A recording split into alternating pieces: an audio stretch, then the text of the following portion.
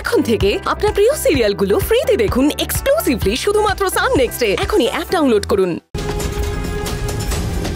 এই যে আপনার জল থাকলো।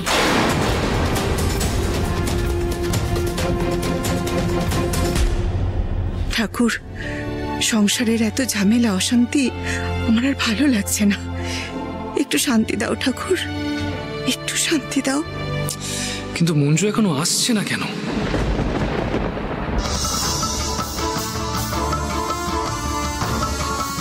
আমার খুব টেনশন হচ্ছে রে মঞ্জু। কেউ যদি ঘরের বাইরে এসে আমায় ডাকে তখন আমি কি করব? ধরা পড়ে গেলে কি হবে? টেনশন করিস না, কিছুক্ষণের ব্যাপার। আমি নার্সিং হোমে যাবো আর আসবো। কত সহজে বলে দিলি। নিশাকে দেখেই তো তুই আর চলে আসতে পারবি না, ওখানে তোর তো সময় লাগবে। কিছুক্ষণ সময় লাগতে পারে, কিন্তু আমার মন বলছে নিশাকে নার্সিং হোম থেকে অন্য কোনো জায়গায় সরানোর চেষ্টা চলছে। দেখ, নিশাকে কোনো গোপন জায়গায় শিফট করাতে হবে, আর যেটা তুই পারবি না। আর কেউ আসুক না আসুক, তোকে ডাকতে অর্জুন তো আসবেই। তখন ডাকলে সলিউশন আছে। তারা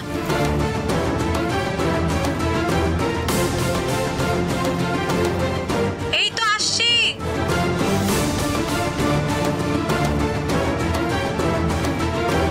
বাথরুমে আছি, শাড়ি পরছি।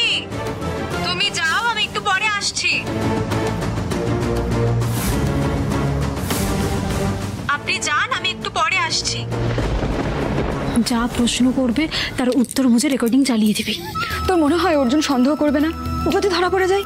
দেখ, কপাল খারাপ থাকলে ধরা তো পড়বি, কিন্তু ধরা পড়লে সবার চোখে খারাপ হব আমি, আর আমার জন্য অপমানিত হবি তুই। কিন্তু নিশাকে বাঁচানোর জন্য এই রিস্কটা আমাকে নিতেই হবে। আমি ব্যালকনি দিয়ে যাবো আর আসবো, তুই এই দিকটা সামনে নিস।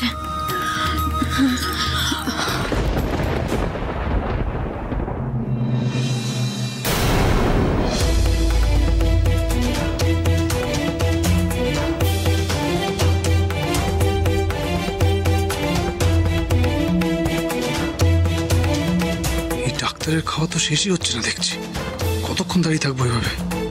না, অন্য কিছু একটা ভাবতে হবে দেখছি।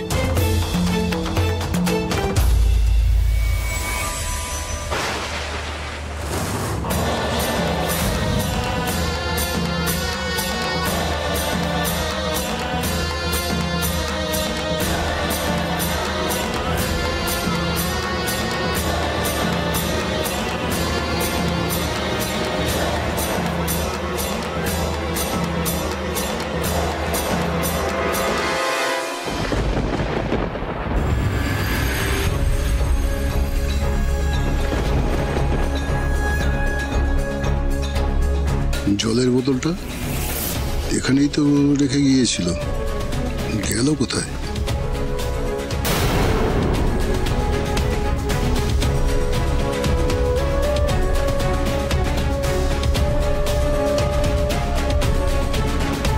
ডাক্তারবাবু, এবার যে আপনাকে বেরোতেই হবে।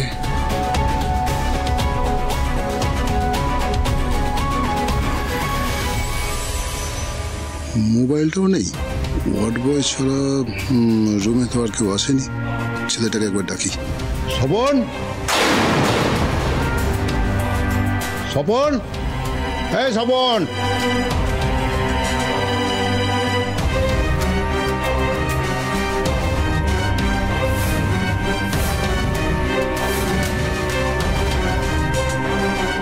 ঈশানী, ডাক্তারের ট্রিটমেন্টে বেশ স্টেবল কন্ডিশনে আছো মনে হচ্ছে, কিন্তু এবার তোমার কন্ডিশন এতটাই আনস্টেবল হয়ে যাবে যে কনস্টেবল মঞ্জু কিছু বলতে পারবে না।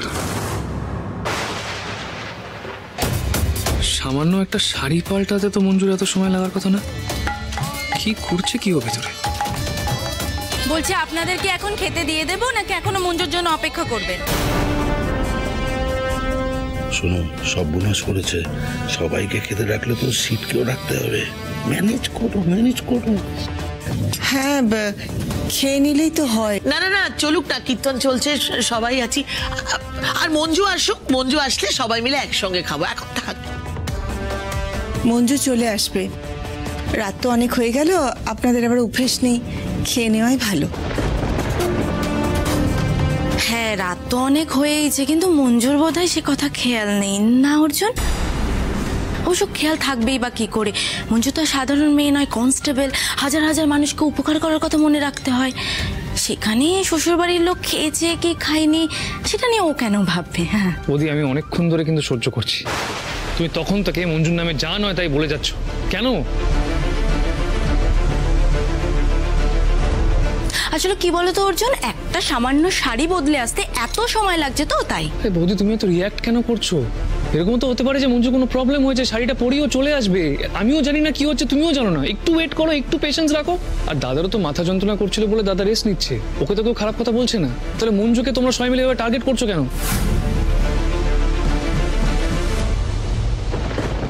শোনো অর্জুন, তোমার দাদা ঘরে গিয়ে রেস্ট নিচ্ছে কেন বলো তো? কারণ তার বউ এই সংসারের জন্য খেটে খেটে মরছে।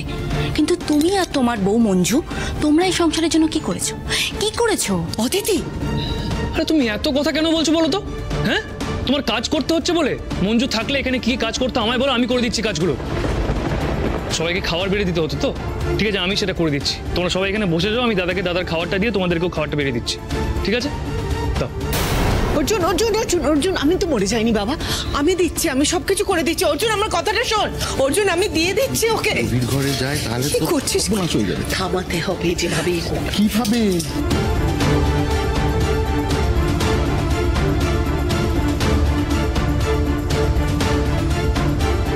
মা প্লিজ আমার কথাটা শোন, আমার কথা শোন বাবা। অর্জুন অর্জুন অর্জুন অর্জুন অর্জুন অর্জুন কি হলো আপনার? শোনো শোনো, দেখো মাথা গরম করো না। কি সুন্দর কীর্তন হচ্ছে, বাড়িতে কত সুন্দর অনুষ্ঠান হচ্ছে, এর মধ্যে মাথা গরম করাটা ঠিক? আমি বরঞ্চ খাবারটা নিয়ে অভিজ্ঞ দিয়ে আসি। কোনো দরকার নেই। বৌদি কাজ দেখাতে চাইছে, মঞ্জুর কাজের হিসেব নিচ্ছে, ঠিক আছে কোনো ব্যাপার না। মঞ্জুরের সব কাজ আমি করে দেবো, সব কাজ। হ্যাঁ আমারই তো দোষ। এই বাড়িতে কোনো কিছু বলতে গেলে সবসময় আমার দিকে আঙুল তোলা হয়। আর কারো দোষ তো তোমরা দেখতেই পারো না, সব কিছুতে দোষ শুধুমাত্র আমার। কেন বলো তো অর্জুন, কেন? অদিতি, তুমি কেন এরকম করছো বলো তো? কেন এরকম করছো? বাড়িতে একটা শুভ কাজ হচ্ছে, একটু চোখের জল ফেলাটা বন্ধ করো না। তোমরা যে কি শুরু করেছো না। অর্জুন অর্জুন বাবা আমার কথাটা শোন, এরকম করিস না তুই তো। এবার কিন্তু তুই একটু বাড়াবাড়ি করছিস। দে ওটা আমাকে দে। আমাকে দাঁড়াও, শোনো না, তোমরা এখানে ঠান্ডা মাথায় ঝগড়াঝাটি মেটাও, আমি ততক্ষণ অভিকে খাবারটা দিয়ে আসি। দিদি বসুন বসুন বসো বসো বসো। দাঁড়া না, এক মিনিট। অদিতি, মাঝে মধ্যে না একটু মুখটা বন্ধ রাখতে হয়, তাহলে পরিবারের শান্তিটা বজায় থাকে। একটু চুপ করে থাকাটা শেখো। অর্জুন মাথাটা ঠান্ডা কর, যা মঞ্জুকে ডেকে নিয়ে মা প্লিজ। বাবা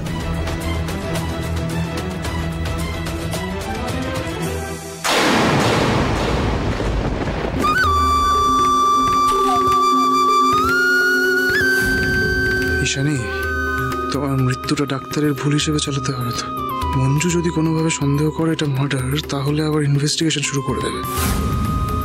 তোমাকে কিভাবে মারা যায় বলো তো? অক্সিজেন বন্ধ করে দেবো?